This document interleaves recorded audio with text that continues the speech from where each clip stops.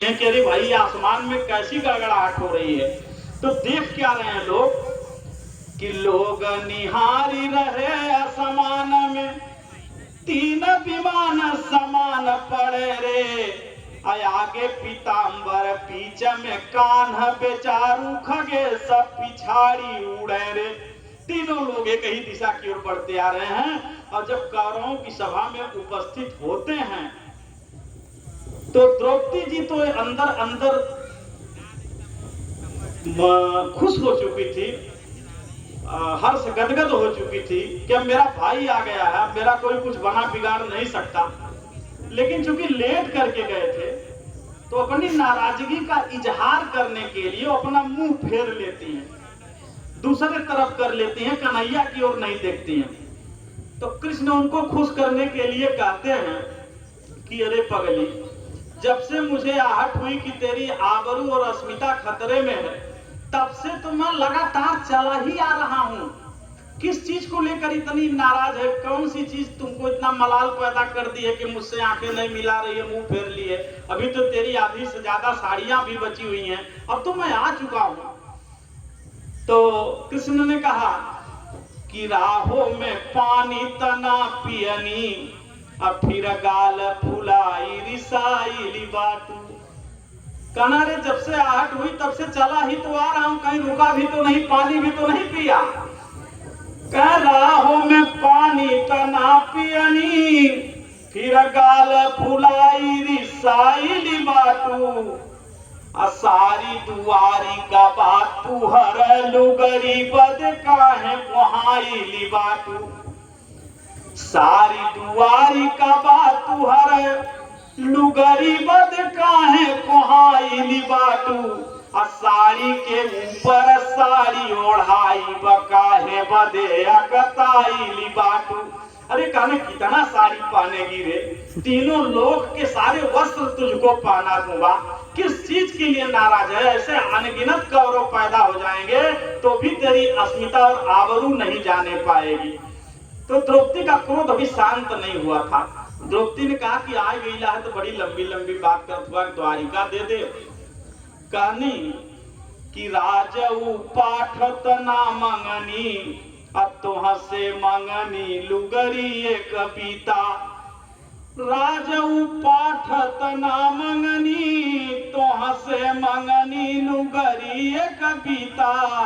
अब तौनो बदे तरसाई के अइला है, कैसे कहीं हवा गाढ़े कमीता।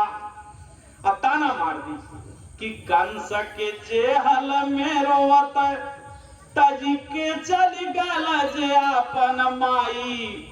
अजे न भयल अपने महतारी के ऊ कब होई पराये के भाई।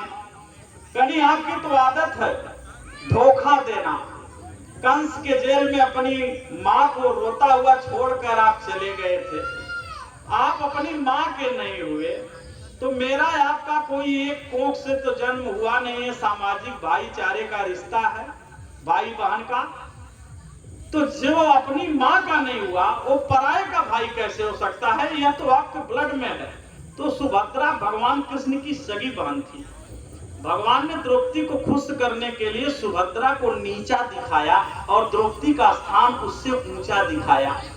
उन्होंने कहा, अरे बहन, ऐसी हीन भावना तुम्हारे दिमाग में और दिल में कहां से उत्पन्न हो गई? मैं तो अपने जीवन में तेरा महत्व अपने सगी बहन सुभद्रा से भी अधिक समझता हूं। उनको खुश करने के लिए भगवान श्री कृष्ण ने कहा, कवि ने बड़े अच्छे छंद में वर्णन किया है कि जैसे आषाढ़ में बहिनी अमृग के गईले पर आवले अद्रा। जैसे आषाढ़ में बहिनी मृग के गईले पर आवले अद्रा। मोरे लिए वही से बहिनी पहले द्रौपदी फिर पाछे सुभद्रा। कहना पहले तू मेरी बहन, बाद में सुभद्रा को स्थान देता हूं। द्रौपदी जी का मलाल समाप्त हुआ और जो उनके साथ हुआ था, आंसू उनके आंखों से बहना शुरू हो गए और रो रो कर कहने लगी।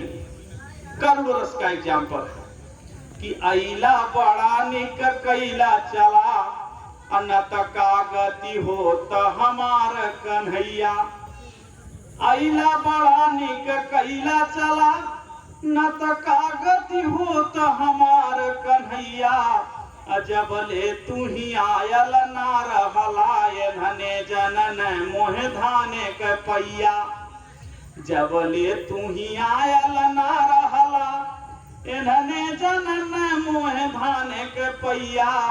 तोरे जाही और बाही के जोर बढ़े, रन में वन में तू सुखी रहा भैया। कहीं जब तक आप नहीं आए थे, जिस तरह से धान में पाई का कोई महत्व नहीं होता, उसी प्रकार से इन कौरवों ने मुझे कोई महत्व नहीं दिया। ये मुझे एकदम दीन, दुर्बल, कुचला, मलिन समझ रहे थे। बहुत अच्छा किया भगवान जो आपने मेरी अंतिम प्रार्थना स्वीकार कर लिया।